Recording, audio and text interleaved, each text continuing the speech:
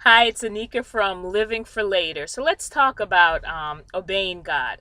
I think oftentimes we say, I will obey once this makes sense. And that's such faulty thinking because we know that the scripture tells us that God's ways are not our ways and his thoughts aren't our thoughts. And oftentimes when God gives us directives, quite honestly, they don't make sense in the natural. So to say, you know what, I'm going to wait until this makes sense until and then I'll obey. It's what you're really saying is, God, I don't really trust you.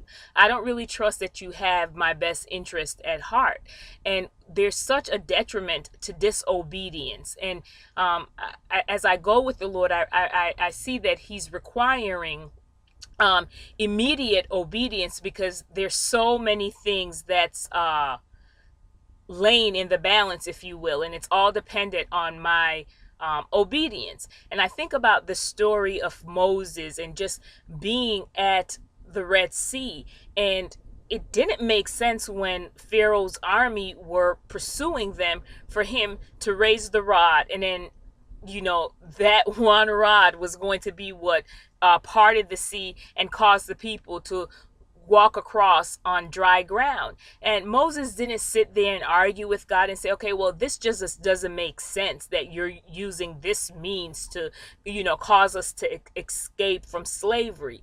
They would have been sitting right there and been gobbled up by the Egyptians had Moses not moved in obedience, right? He didn't wait for it to make sense. But this is the thing, is the Moses that we see at the Red Sea isn't the same Moses that we see in at the burning bush, right? At this point, he saw God move with the different plagues. So his confidence was just so built up in God. And for him, it was like, you know what? I'm not going to wait for this thing to make sense to obey. We need to escape from slavery.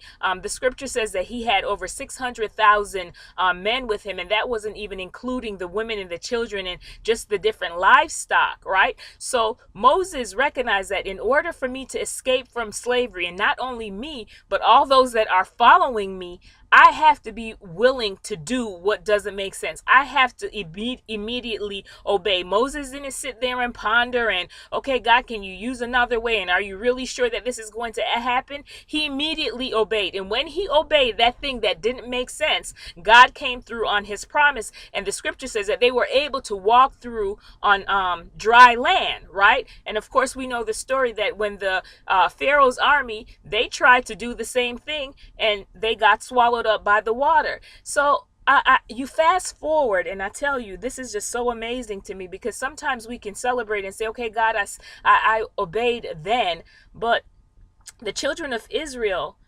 saw God move. That's the thing that's just so amazing to me. They saw God move.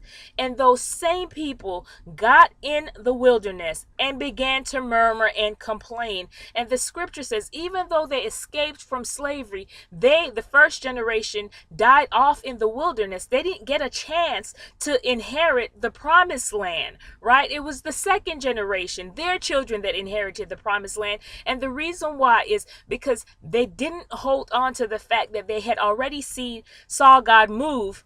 They began to doubt and they murmured and they complained. And even when they sent spies to look on the land, they believed the horrible report, and they became fearful. And to me, it's like, my goodness, stand on the fact that you've seen God move. But you know what?